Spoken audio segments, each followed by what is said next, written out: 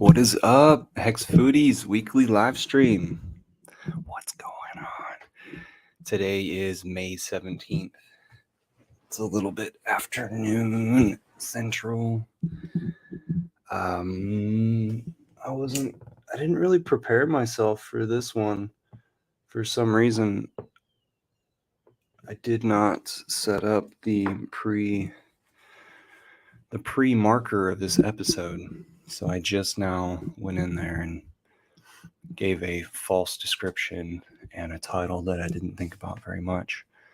Speed of nature. Maybe that's right on point.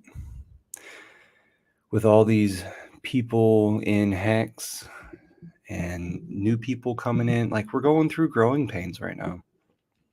So last week, at the very end of the episode, Richard went live and he said that within like 2 weeks, we might have Pulse Chain. I'm gonna like basically hold him to that idea, but not sternly. A lot of people, I think a lot of newer loudmouths are showing their colors lately, and we just continue to have new people as well on top of that, and that's what we're having right now. So if you go onto Twitter, it is kind of a no man's land. Don't open your mouth until you realize what is happening. And I'm sure over in Telegram, everything is nice and calm because that is administered by some folks who have handles, some people who have been around for a while. That's why they're admins there. I've been around for a while and I'm not even an admin. So that might speak a little bit. Look at me. I got my shit together. Oh, I planted a Montezuma cypress and I'm so happy about it. Thank you so much. Inviting Freedom, thank you for doing the Hex Harbor Day because that put a fire under my ass to get a key piece of my backyard. I'm so excited. So that'll just, roll on. So let me take this, copy the link to the clipboard. Oh, that's to join. All right, so to join goes into Hex Foodies chat.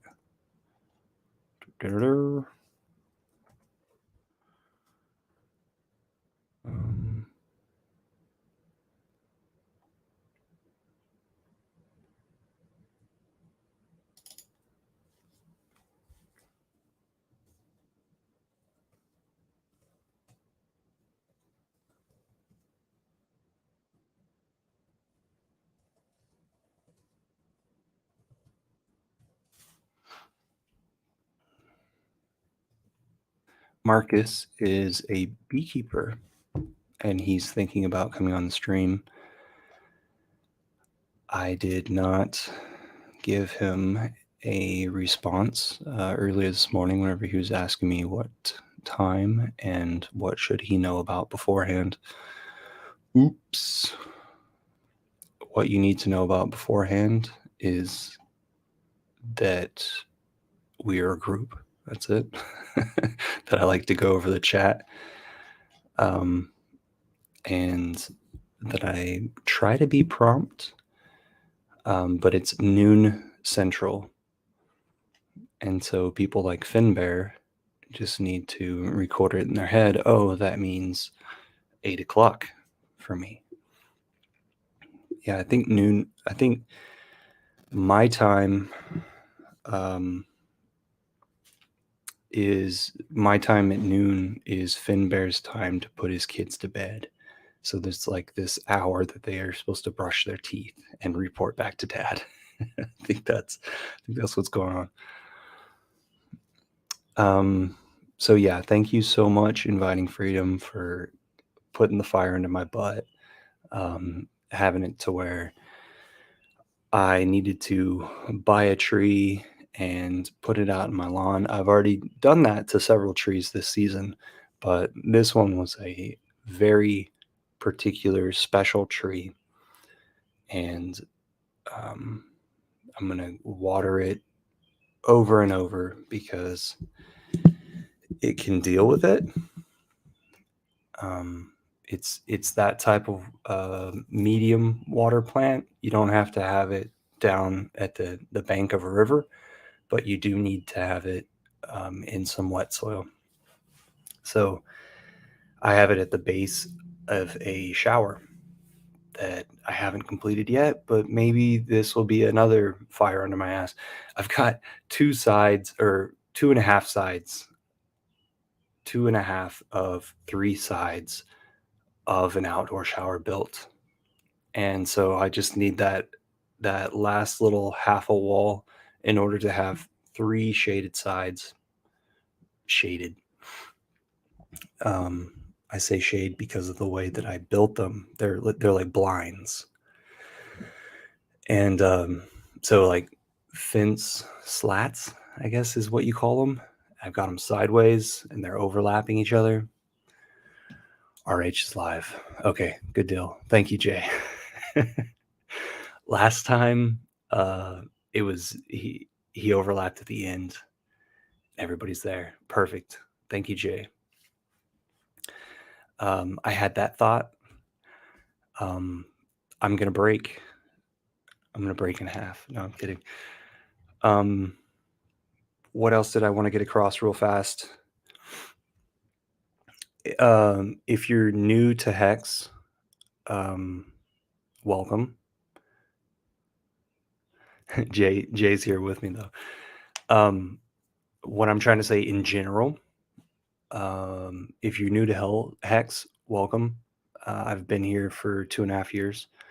You can ask me any question. You can ask me about my personal finance. That doesn't happen in the real world.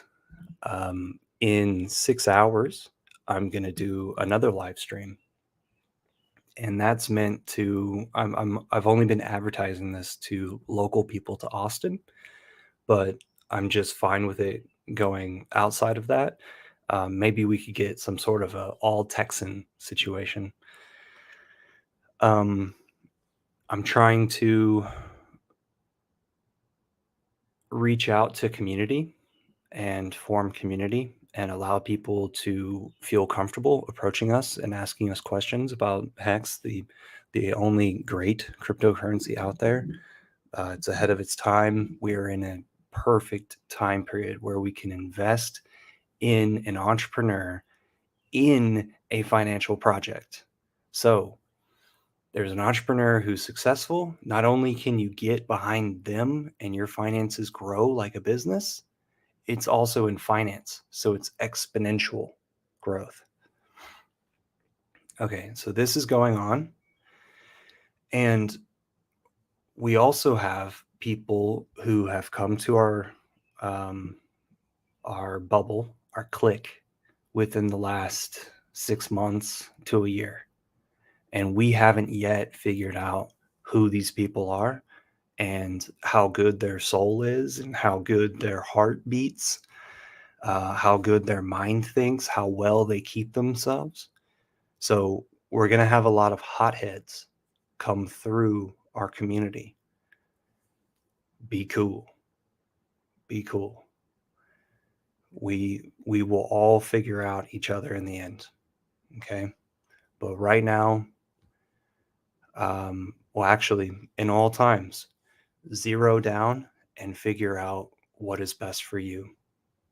And what is best for you is taking care of the person next to you. Okay. I'll see you guys later. I'm sure I have much more to talk about, like hollowing out the log that I did in my backyard. The pictures are on Telegram. And then Empty Plane, he's been chiming in lately. He's up in Montana and he is expecting a few of us. in late June to help him out on his property.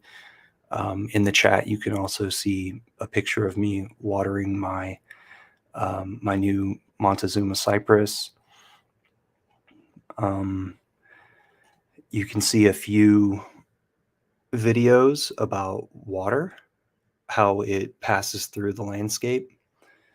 You can see a picture from Rockstar going over to the Tesla Museum. That's pretty interesting with the lightning like energy bolt.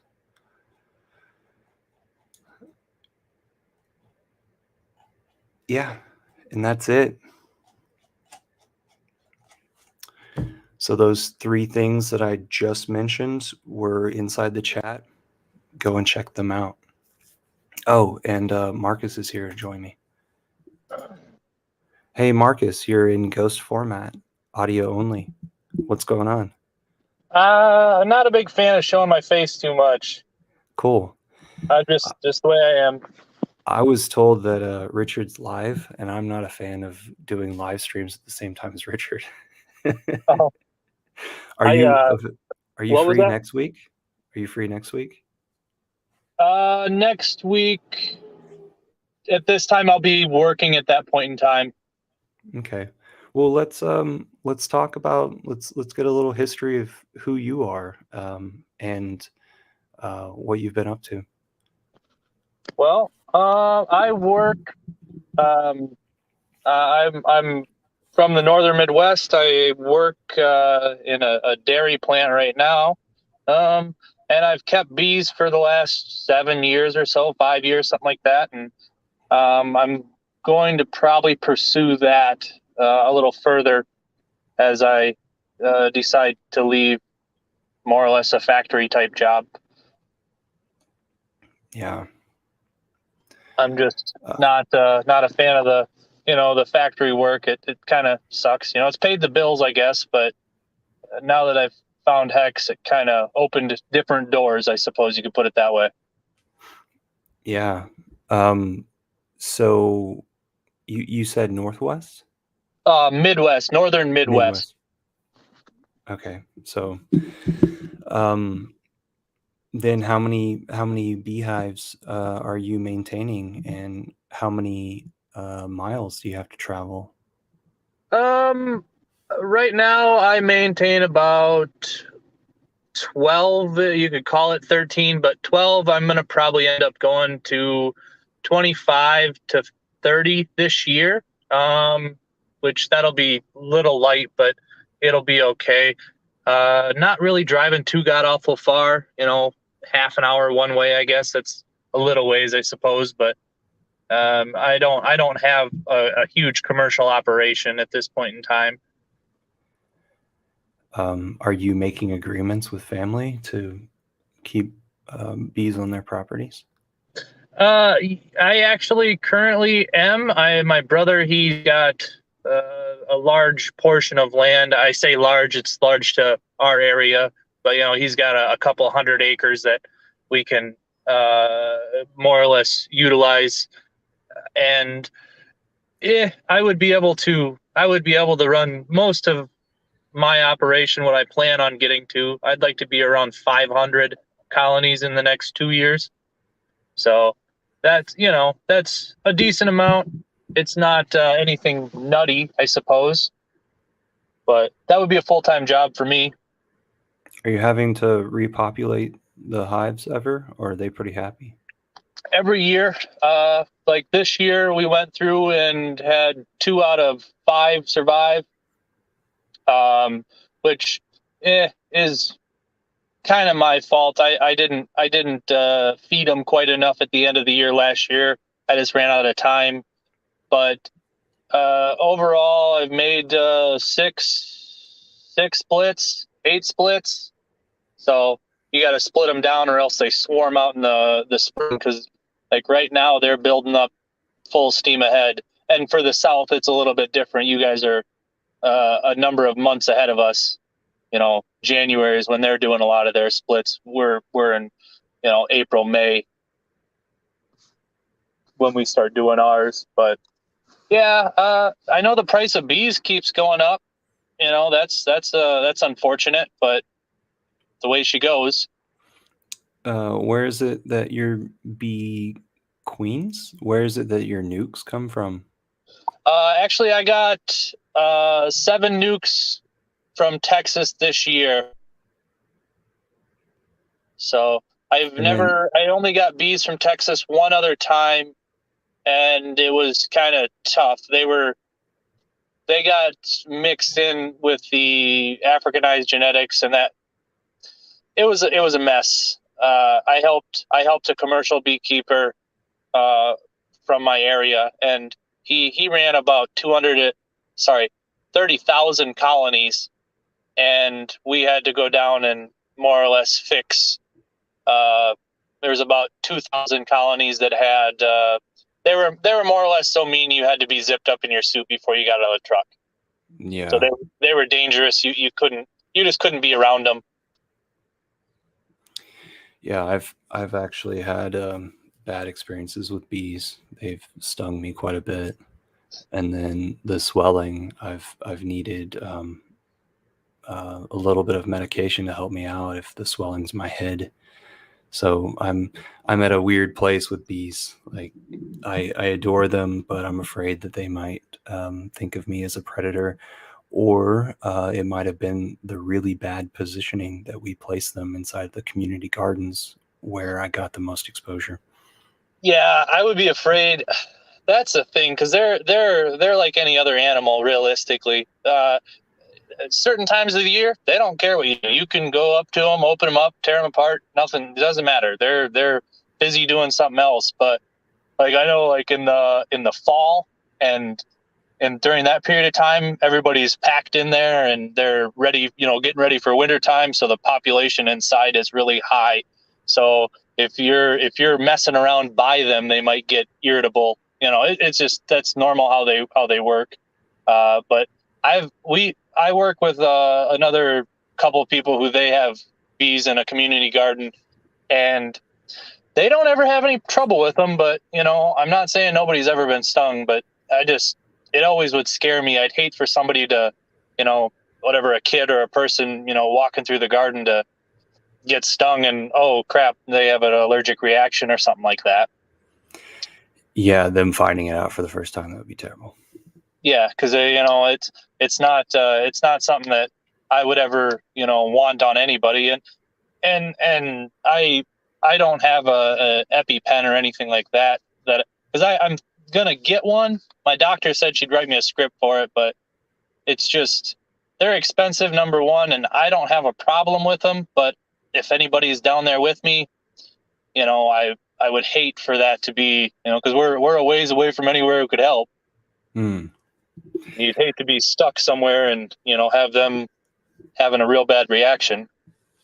How about the physical labor involved with being a beekeeper? Are you So maintaining that pretty well? yeah, I'm in my early 30s, so I'm still doing okay. But by the time you're 50, I would imagine it's pretty tough on you because I don't know if you've ever picked up a full super before or not. But I hear they're heavy. yeah, the medium ones, which are 6.5 inches, I think, are like 60 pounds, and the deep ones, which are 9 3/8, or just under a half, I believe, they're about 100 pounds.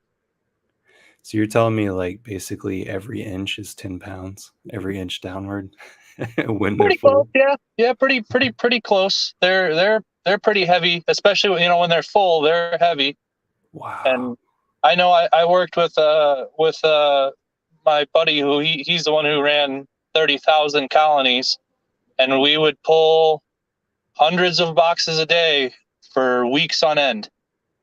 Oh my goodness. Just stack the truck up and go home, go back to the honey house, and it was kind of a relief. You sit in the truck in the air conditioning because of course it's middle of the summer, so it's 100 degrees out, and you're trying to do your best to not overheat and all that stuff. And up here it's humid, Hmm. so it's always 90% humidity when we're doing it. So yeah. Did you get your supplies from Dedant? I get some of them, but I actually support a local company who they do mostly all they produce all their equipment themselves regarding boxes and top covers and bottom boards called Capital B out of Wisconsin. Okay. They're a small company, but I used to get all my stuff from Man Lake, and they used to be great, but I don't know what happened. I believe it was an Indian company. I believe it was an Indian company that bought them, and now they do chickens and bees and cattle and stuff like that. And the overall quality of their equipment is just it's gone down so much that it's not. I don't. I can pay an extra 20% for a box, and it'll fit together and hold together and last. You know. So if somebody wants to get started in beekeeping, like say a Hexican's watching this and they've always had an interest towards bees, what would you recommend? Find a local bee club. That's the first thing I would recommend, and attend that for whatever. I don't know how often they would meet, but typically they're all pretty open. Most beekeepers are pretty friendly people. And then ask to mentor with somebody. They'll take you out and kind of show you the ropes. And once you get that, that'll give you more or less a taste, because it's kind of an expensive hobby, I guess. But find a mentor, and then you would be able to start buying equipment, and more or less for each hive you'll need 1 to 2. Well, not everybody uses deeps. I use deeps. Some people use mediums, but 1 to 2 hive bodies for their brood nest and their winter nest, and then 1 to 2 supers. Each one of them will have some frames in them, the little things you pull out that they build the comb on. And then you would go ahead and you'd buy packages or nukes. I don't like packages. I've had a lot of trouble with them in the past, and a nuke is usually an extra 10 or 15 bucks. It's typically a better route, because there's a queen in there, there's bees in there, there's all stages of brood. Whereas like a package has just got literally 2 or 3 pounds of bees and a queen in a cage, and they send it off to you. You buy it, and then you dump it into a hive, and they're tough to get started, because especially if you don't have any comb, because that was the one thing I did when I first started, is I didn't have any comb. That's like gold pretty much, because they got to draw it all out, and that takes a pile of energy. So you're feeding them and feeding them and feeding them, and they start out 2 steps behind, more or less. Yeah, I've also experienced like go to your local beekeepers organization, which was labeled my county's name, Beekeeper Organization, and they met at a longstanding church that is right down the street from me. So it was really local to me, but all these other beekeepers had to travel a far way to get there. And they would have little educational evenings, and they would make announcements during that during this get together, and everybody would be like laid out in auditorium format, and then off to the side some people would be selling items like basically like a farmer's market. Yep. And then also there was a librarian of the group, and she would check out books for everybody. Anybody new could borrow the books, or they could purchase them outright. It was a small yearly fee. It was like a yearly fee of like $10 to be a part of this. And so I wonder, have you run across a really good book that you would recommend, or maybe 2 that you would recommend for new beekeepers who are dreamers? The primarily books that I read, I can post a couple of them that I have read in the chat. I don't recall the titles. It's been a number of years, but the Beekeeping for Dummies is a pretty good, just gives you a broad overview. It's nothing complex. It's pretty basic knowledge. And realistically, it's one of the deals where the more that you do it, the more that you learn. And everybody's got a little different experience, but I definitely think that it's good for everybody to do a mentor program. That was the one mistake I made, and thank God I knew a commercial beekeeper who kind of took me under his wing and allowed me to do that, because I learned so much from that man that it's really, no matter how much you read, unless you experience it, there's going to be things in there that is not going to make, you aren't going to be able to do. And yeah, I would try and find like a mentor, and if you can find somebody who's kept bees for 10 years or something like that, that's even better, because they have experience. Because I still experience new things, and I've only been doing it for 5 to 7 years, so it's not like I've been doing it for 30 years or anything. But the more experience you have, the better you can help people. Because I've also done it before, where these people don't really know what they're doing either, but they're telling you what to do, and that's almost more detrimental. But I would definitely try and find a mentor. And usually, if you say, "Hey, can I help you pull honey or something like that?" or can I do something like that? People are going to be like, "Oh yeah, absolutely," because you're helping them do their labor. Right. You're trading knowledge for labor, more or less. Has there ever been a situation where like the bees really sealed up the hive really well and it was almost impossible to get it open? Uh, I've had them sealed up before, so good that they tipped over and they didn't break apart. But you got a little pry bar, and you can always bust them open. But they use propolis. I don't know if you know what that is or not, but it's like Yeah. sap that they get from trees and other plants, and they more or less just seal up all the cracks and openings that they have, that they don't want air to be getting through. They primarily do it in the fall and the winter, or before winter. And it's I'm actually trying to recover that, because that stuff's really good.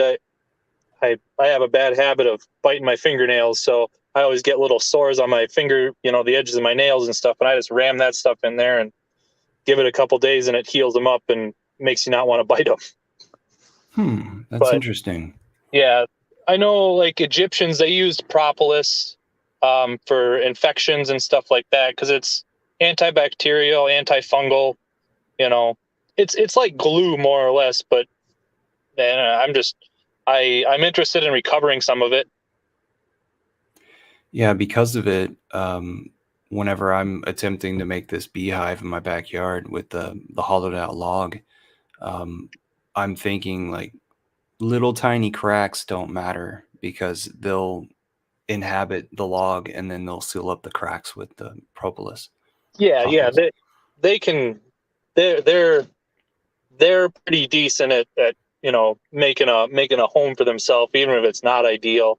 I know I used to do swarm capturing, but I seen one that was underneath a deck that had no. It was literally underneath a deck, and that was it. They were building comb on the bottom side of the deck, because they must have ran out of time Huh. during the swarm, because they've only got a few days at the most, because they have to go through, and half the hive will leave with the queen and make a new colony somewhere else. And that's why, if you put that out, I would go get see if you can buy a frame of used comb or something like that from somebody else at the bee meeting or bee club. My favorite story about propolis is some bees completely encompassed a rat that died, that got stung inside their the bottom of their den, I guess, and they just sealed up this mouse or this rat inside their den there with the propolis. Yeah, I've seen that before too with my friend who he did commercial. He because they don't check them that god awful often. Basically, they check them when they have to feed them, when they have to treat them, and when they pull honey, and that's about it. Very rarely are they going to pull. They're not going to go through and go down through every frame and all that stuff because they have too much to do. But Mm. I found I was cleaning out a couple of the dead outs, and I found a rat that was or a mouse that was, yep, like you said, just covered. It was caked in there. I had to use a hive tool to scrape it out, and but yeah, it's pretty awesome. I've also seen them where they will take on the tops of the frames. There's a little gap. I think it's 3/8 of an inch above the frames, and they'll get hive beetles and they'll trap them. They'll basically slowly build the little propolis shell around them where they'll trap them. The beetle will be alive, but they'll keep them cornered in that little trap, and they'll just keep closing them up and closing them up and closing them up. Hmm. I like the way that you said beekeeping is like a expensive hobby. That Yeah. made me like, and then you talked about the boxes, all these wood um, uh, these wood pieces that they do get handed down from beekeeper to beekeeper to beekeeper. And so like it might be that you're looking at a junkyard worth of these things, and you'll take this portion and this portion and that portion, and you'll make your own, first your first box maybe whenever you're starting.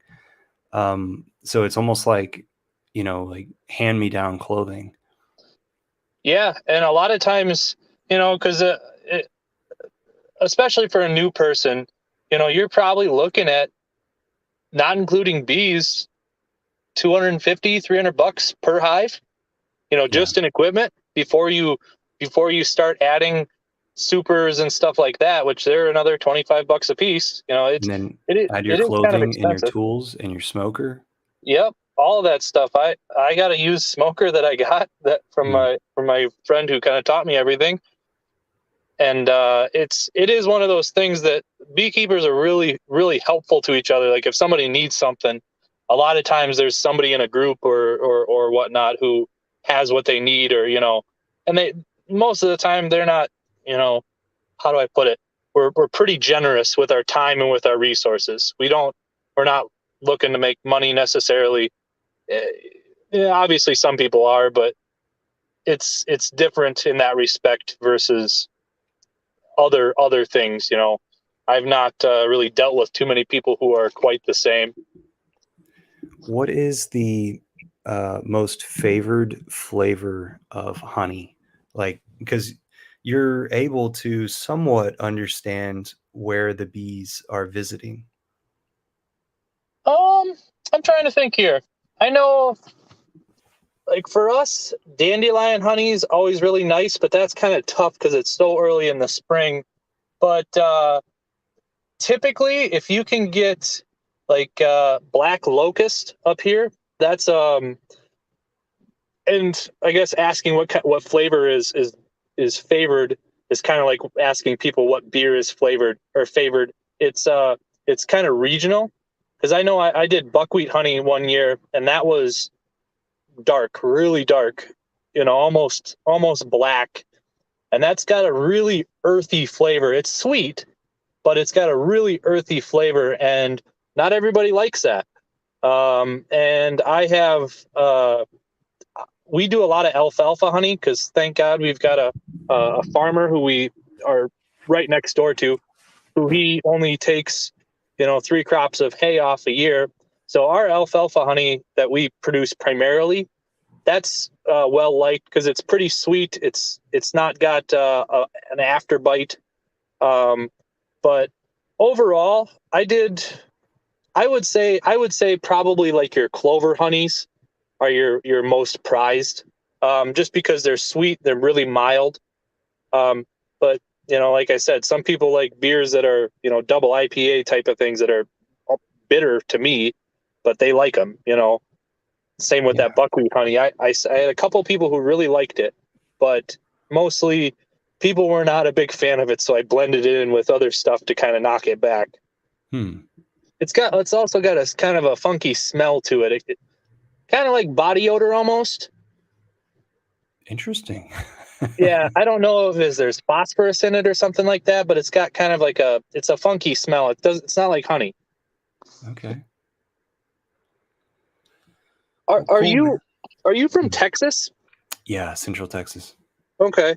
Is it cuz I've been to Dallas and I've been to Houston. Um and down there it was similar to up here where it was pretty agricultural based. It wasn't too much. It wasn't like, desert like West Texas is kind of deserty Yeah. from what I understand. Uh So that trip between Dallas and Houston is a similar trip from Austin to Houston, and as far as like agricultural, yeah, we'd have some rolling hills over there in the east. We'd still have some forests, um, okay. but but on those rolling hills, you can have cattle, as well as we used to have the cotton crops, and now we have the corn, all the way up to I-35, where Dallas, Austin, and San Antonio are all on I-35, like in the center of the state, up and down. Mhm. And that right there is our geographical land divide.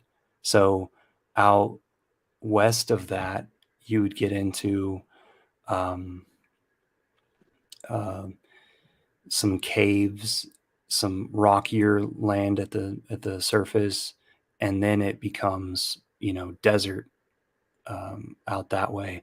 But everything further east of that is it starts out being a black land, a clayey black, nice soil there that we just, I guess, mined the potential of um, for so many years. And now we're starting to do the World War II, um, put the get as much as you can out of the fertilizer. And then so like now whenever a person like myself is going and looking at those properties, I wonder the history of those properties, because all of them have, most likely all of them have come to commercial ag. Um, so did I answer somewhat of your question where like, Yeah, cuz I when I went down with my buddy Mark, who he kept his bees in Texas, by Lubbock or Luba. I don't know how you say it. I think it's Lubbock or Lubbock, Texas. oh yeah, I went to school in Lubbock. It's I called say Lubbock. Lubbock. I don't know how to say it, Yeah, but either way, he had bees out there, and it was pretty deserty out there. it is. Yeah, it's But that's harsh. where he staged them for almonds, and half the colonies would go to California in December-ish, and then the other half would go to Florida around that time too, and then they would come back, or excuse me, then they would go to Wisconsin again after that. So he staged colonies out there because it's pretty warm and it's pretty dry, but we would feed. We would go through a semi tanker of feed every 4 days, 5 days when you're getting them built up to go out to California and Florida. Uh, the doggone ants out there. There were ants that were pretty terrible Yeah, that we had to deal with. Um, they didn't really. I mean, I didn't really care, but apparently when they go into California, you got to have them. You got to make sure there are no ants on the boxes. Like they can't. They won't take them. So, but it's commercial ag kind of is ruined. I'm not saying ruined, but has. evolved or changed the way beekeeping works and realistically agriculture in general. I know like up here, we don't have any, very rarely do we have farmers who only take, like I said, 3 crops of alfalfa. So it flowers every single time and you'll get a flowering period for a week, 10 days, whatever. Now they cut it about every between 22 and 26 days and it never flowers.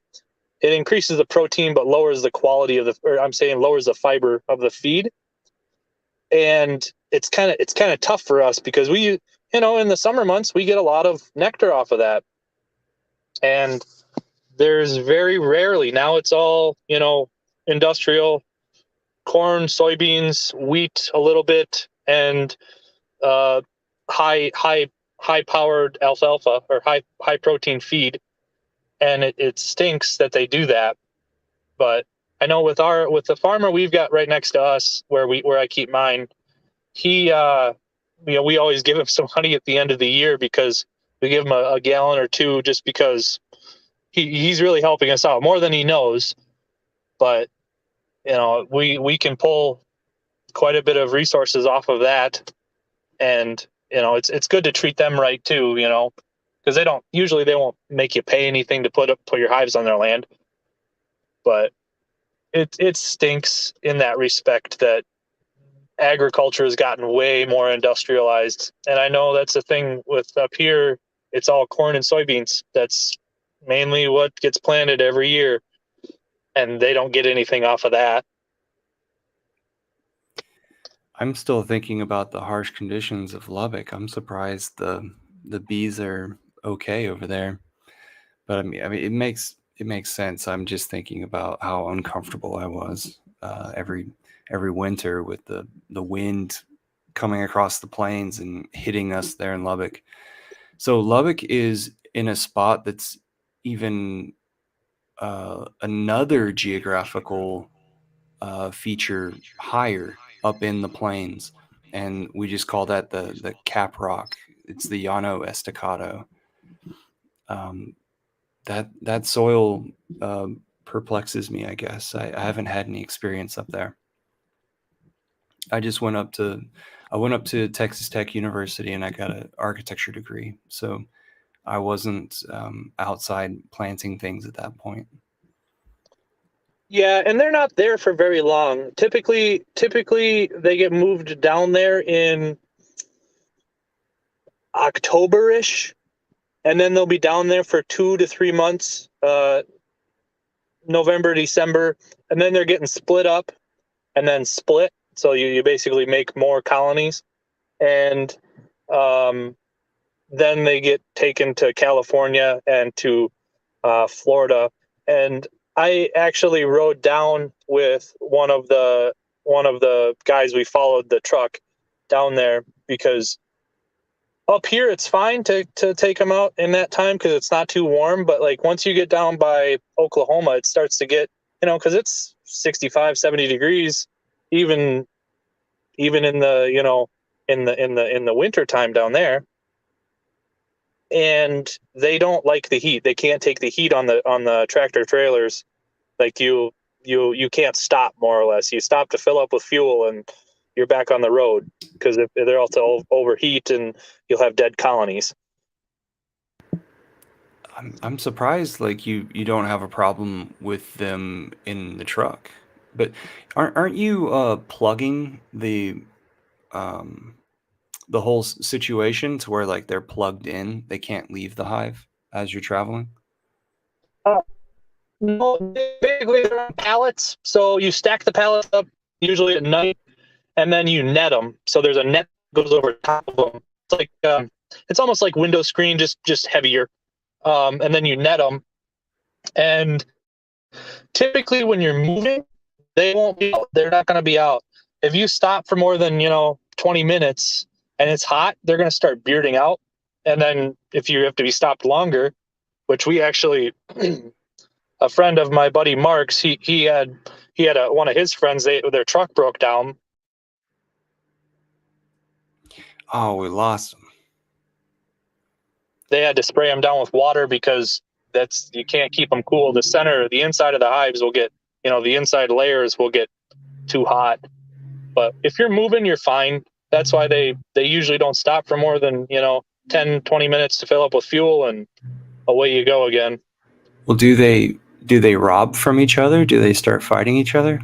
Typically not. They won't do that too much at that period of time, because they're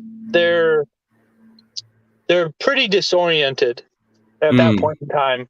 Because when you're driving, obviously there's a lot of wind, but they don't. I don't know if this is true or not. It's just something I speculate about. But they have. I think that they read the sun, and I think when you move them, like if you drive from Wisconsin to Texas or Oklahoma or whatever, it kind of messes with them. They don't know exactly where they're at anymore, so they don't usually rob. And typically, if a colony is weak, it'll get robbed out. But if everybody's about the same strength, they usually won't mess with each other. Cool. Would you explain? You okay on time? Another 15 minutes or so? Yeah, I'm good on time. Okay. Would you explain how it is that one hive could get robbed by another hive?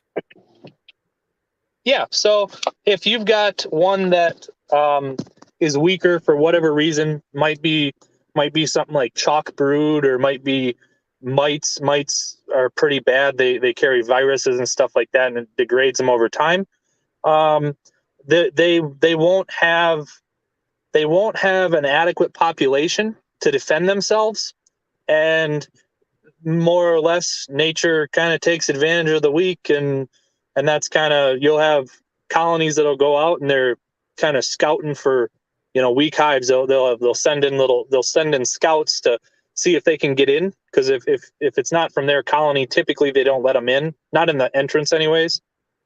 And if they can go back, they'll go back to their hive, the scouts will, and they will say, hey, found food over here, and they'll bring more and more, and then it kind of just downhill spirals from there. But they don't. They typically won't rob each other if they're all about the same strength. But if one is weaker, they'll definitely rob them out.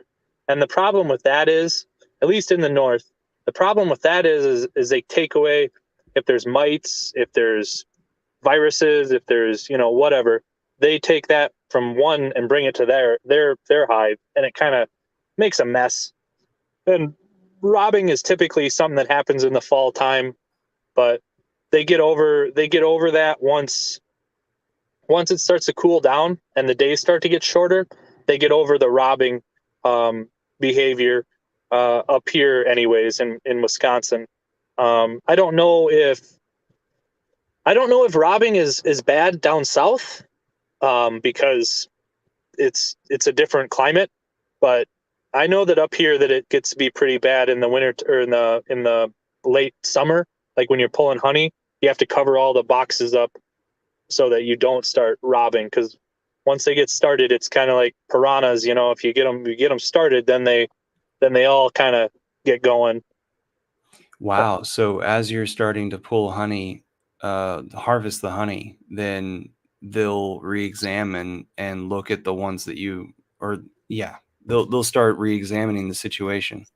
Yeah, more or less. And a nifty trick I learned from my buddy, he said, go through and pull all the top covers off of all of the hives. They all get opened up, so they're all exposed, and that kind of reduces it, because hey, we've got an open spot now, we got to guard it, so that you don't have, you're working down the line, you don't have 1 or 10 colonies that have closed up and they're sealed up. So if you pull all the covers off of all the hives, they all kind of, it doesn't disorient them, but it basically keeps them at home, so that they said, hey, we gotta guard this, because we don't want robbing to start. That was a nifty little trick I learned. That's cool. It sounds kind of backwards, but if you go through and if you pull all the top covers off, they will more or less stay home. It kind of keeps them under control. because once it starts, it's really tough to get it back under. You got to kind of almost just leave, just let them kind of figure it out, and then come back at a later time. Because they get into the supers too. Because we use a bee escapes. I don't. Basically, it's a little board you put in between the supers. So there's honey up top, brood on the bottom.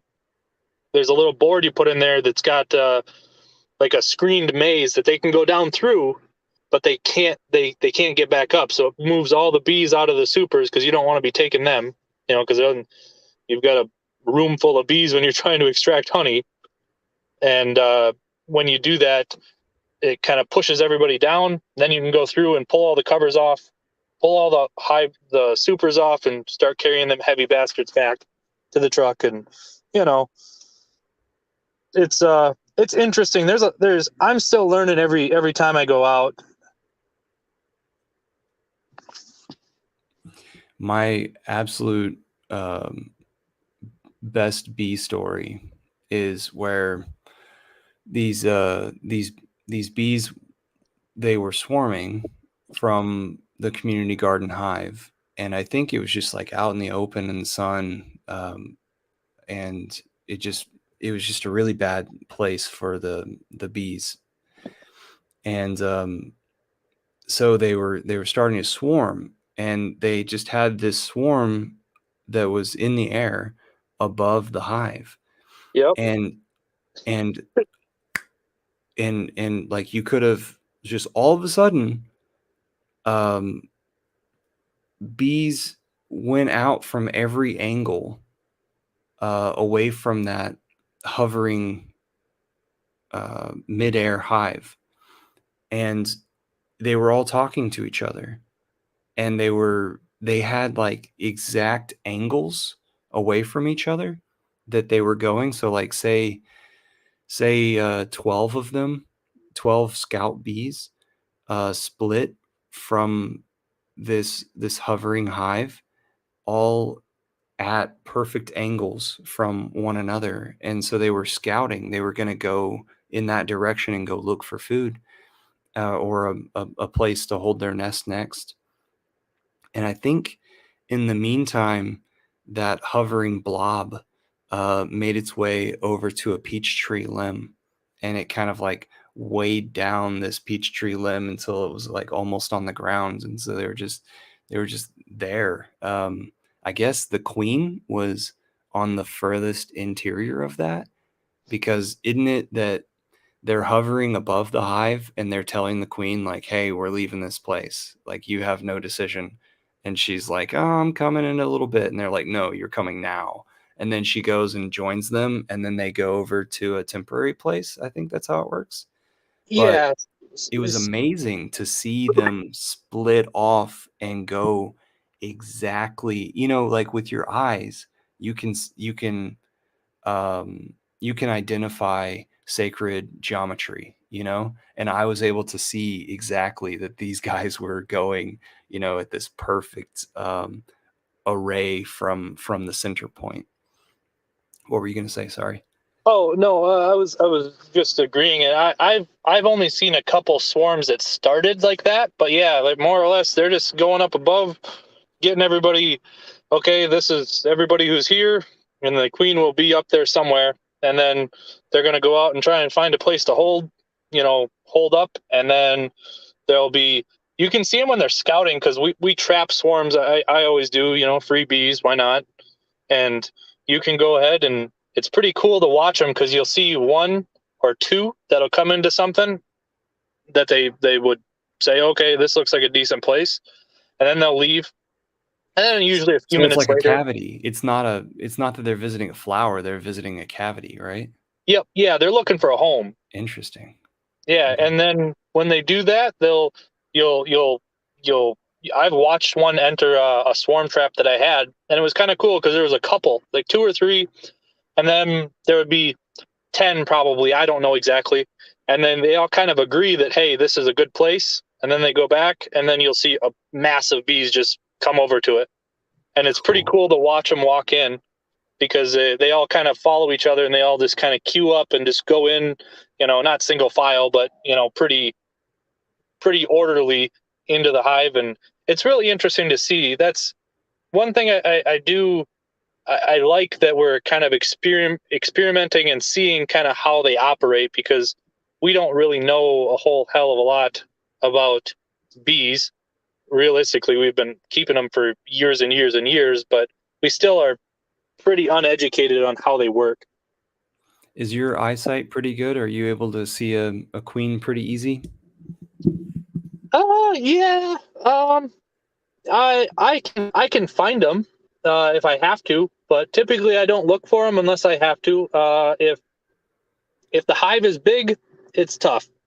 But if they're small, like this picture I have in my photo there, that was basically an overwintered hive, so they were pretty small. So there's only 2 or 3 frames of bees I got to look through to find her. So that's a lot easier than 10 or 15, because the queen will hide too. She's got an ability to disappear. You may find her once on the frame and then look away for a few seconds, and well, where did she go?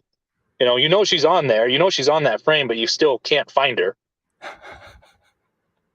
Do you ever mark them or keep them marked? Don't they Uh, come marked and you uh, take it off?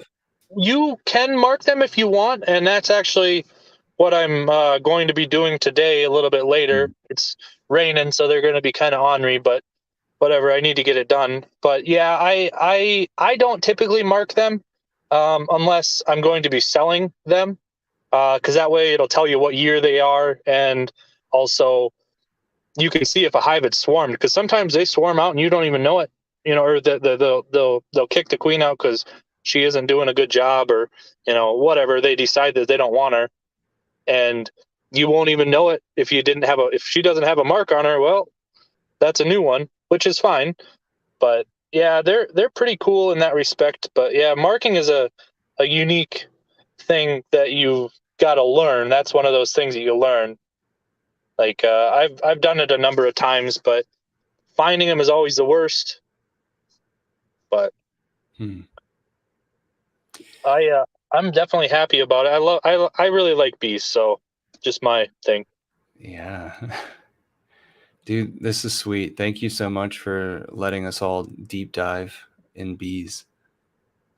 Yeah, I appreciate you having me on. I've never done this before, so this is my first live stream. So Well, you're a great speaker, teacher, and thanks for being on, man. Are you ready for Pulse Chain? I think Richard went live earlier today, if he's not live right now. I am definitely ready. I have been patiently waiting. I'm not in a rush. I would much rather it take a little longer and get everything done correctly versus trying to push something out that isn't correct. That's kind of the way I view it. I personally think what Richard is doing, in the respect of more or less an immutable code, is a really powerful thing in the cryptocurrency space, because you know I don't know who said it, if it was Richard who said it, but projects versus products are two different things, and I'm not a fan of the projects necessarily. Yeah, he straight up says like it's done. You can look at it. It's done. With the hex bit. He's like, it's done. It's right there. Why are we even talking about this in third person? Just go and look at it. Yeah, and there's no changes that because that you would hate to get into something and all of a sudden devs decide to change something which may or may not hinder or hurt you in any way. I complain about ETH all the time, because they keep changing. They've changed stuff on it a few different times, but it is. I think it's a powerful thing that he is orchestrating or implementing, in the respect that this is it. This is what it is, and this is the way it is. And if you don't like it, well, you are not forced to use it. So go ahead. Right on, man. Well, Marcus, let's bring this to a close. Thank you so much for being on here. And everybody's welcome. It is at noon Central on Tuesdays that we're doing this. Anyone in the Hex Foodies or outside of Hex Foodies is welcome to come on the live stream. I will gladly host you the same way that Marcus came on here with audio only. No problem. Please sign us off, Marcus. Thanks for having me on. Really appreciate it. And I hope everybody has a good experience with Pulse. Hopefully they launch it soon. All right. Bye, everybody.